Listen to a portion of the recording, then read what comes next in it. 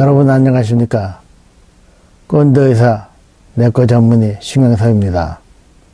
지난 시간에는 제가 웨스트버지니아주에서 내과 수련 일을 마치고 그동안 가지고 있던 J1 비자, 그것은 일정 기간 수련을 마친 다음에 반드시 고국에 들어가서 몇 년 지난 다음에야 영주권 등 미국에 오는 비자를 신청할 수 있는 그런 조건이죠.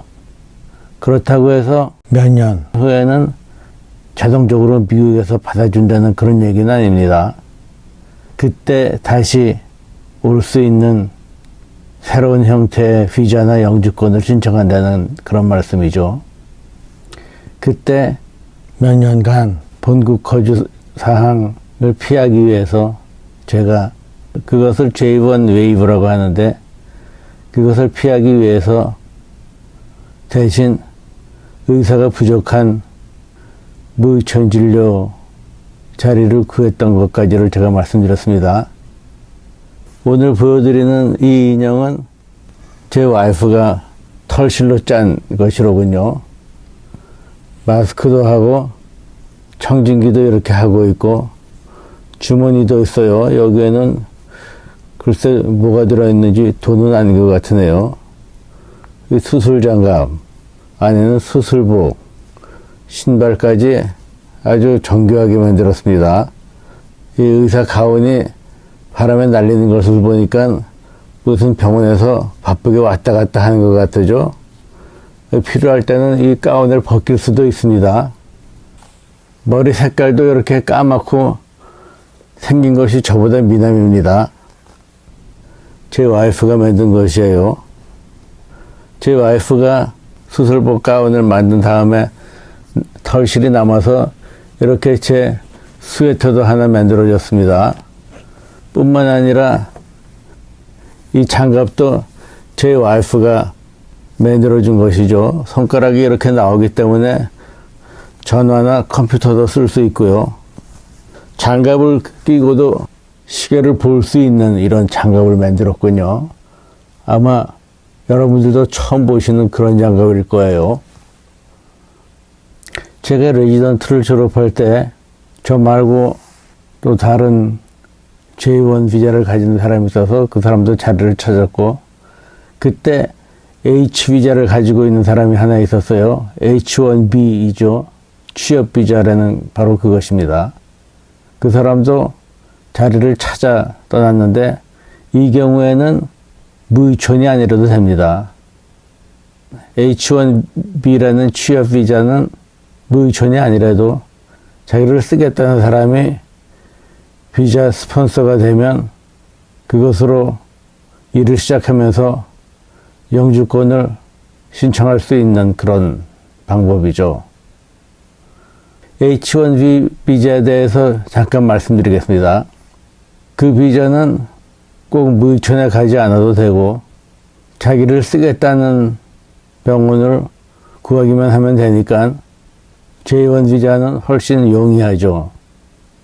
그런데 사람들이 제게 물어보는 것이 취업 비자 H1B라는 것이 신청하는 사람이 너무 많아서 그것을 신청하는 사람의 자격이나 전공에 관계없이 매년 추천제로 한다고 하죠. 그 경쟁률이 10대 1이라고 합니다. 그렇지만 의사에 한해서는 말이죠, 우선권이 있다 이겁니다. 의사의 경우에는 대개 추첨제가 아니에요.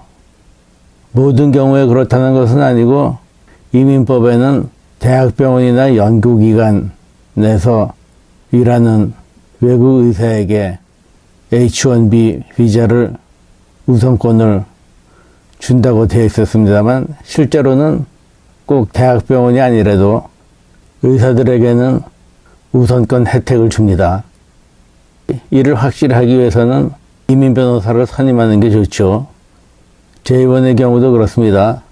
저도 그렇게 했는데 그 변호사비를 병원 측에서, 즉 고용자가 내줍니다.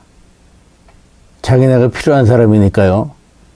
레지던트를 마친 이후에 미국 시민권을 가진 미국 사람들이나 혹은 외국 사람들이라도 영주권 등을 이미 가지고 있어서 비자 문제가 없는 사람들은 어떤 방향으로 진출하냐 하면 말이죠. 내과의 경우입니다. 자기가 가고 싶은 동네 의사를 구하는 클리닉이 있으면 거기에 지원해서 취직하는 경우가 많죠. 간혹 자기 혼자서 용감하게 자기 클리닉을 차려서 시작하는 경우도 있습니다. 당시에 제 친구들 중에서도 처음에 그렇게 시작했다가 자리를 잡고 성공한 사람들이 많아요. 그렇지만 그게 늘 쉽지는 않습니다. 그런 식으로 자기 병원을 차렸다가 큰 병원 그룹 산하에 취업으로 들어가는 경우가 많아요. 혹은 은퇴하거나 다른 곳으로 이주하는 선배 의사들의 프랙티스를 물려받는 경우이죠. 이럴 경우에 대개 돈을 얼마 내고 권리금과 건물 등을 사게 됩니다. 자기 혼자 클리닉을 차리는 것은 이것도 비즈니스인데 자기 밑에 비서도 하나 있어야 되고 간호사나 아니면 간호조무사에 해당하는 LPN 같은 사람을 쓰고 그 사람들 의료보험 들어주고 건물 관리나 건물 청소 등 용역 회사를 알아봐야 되고 등등이 간단한 일은 아닙니다. 간혹 대학병원이나 또는 대학병원이 아니더라도 커뮤니티 하스피탈이라도 레지던트가 있는 티칭 하스피탈에 취직해서 레지던트들을 가르치면서 환자 진료도 레지던트들과 함께하는 티칭 잡으로 진출하는 경우들도 있는데 미국에서 의과대학 교수가 되는 것은 한국에서보다 쉽습니다. 왜냐하면 그 수입면에서 티칭 잡은 그렇지 않은 일에 비해서 그 벌이가 훨씬 적기 때문에 미국 사람들은 이것을 하지 않으려고 하기 때문에 인기가 적기 때문이죠. 하스피탈리스트. 요즘은 레지던트 수련을 마친 다음에 하스피탈리스트를 하는 경우들이 많습니다. 이것은 레지던트를 마친 다음에도 레지던트 때 하던 일과 마찬가지로 병원에 입원한 입원 환자들만을 치료하는 일이죠.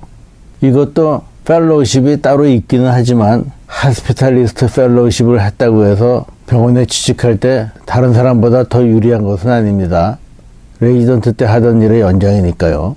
외래에서 할 수 없는 것들만 입원 환자들에게 처치한 후에 곧바로 퇴원시켜서 자기 주치의가 외래에서 볼 수 있게 하는 일이죠.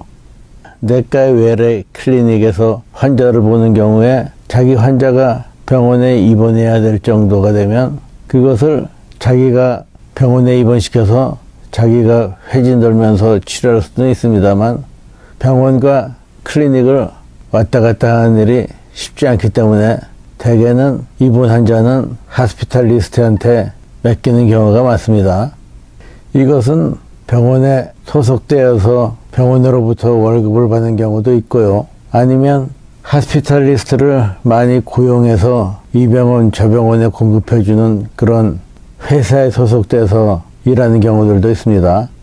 그 점은 응급실 의사와 비슷한데 제가 지금도 하고 있는 응급실에 대해서는 나중에 따로 시간을 내서 말씀드리기로 하겠습니다. 하스피탈리스트는 내과 환자들만을 자기 관리하에 입원시키는 것이 아니고 외과 환자라도 수술 전후에 자기 관리하에 입원시켜서 외과 수술 이외에 다른 일은 하스피탈리스트가 하게 되는 일이 많죠.